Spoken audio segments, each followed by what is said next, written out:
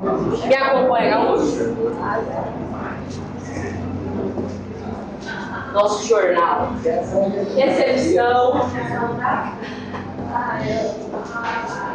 Casa é grande, viu?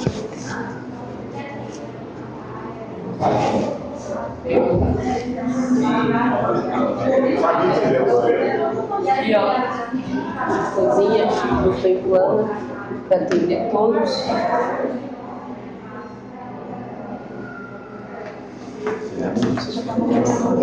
Topíssimo, né? Por isso que eu fiz algo tão emocionante.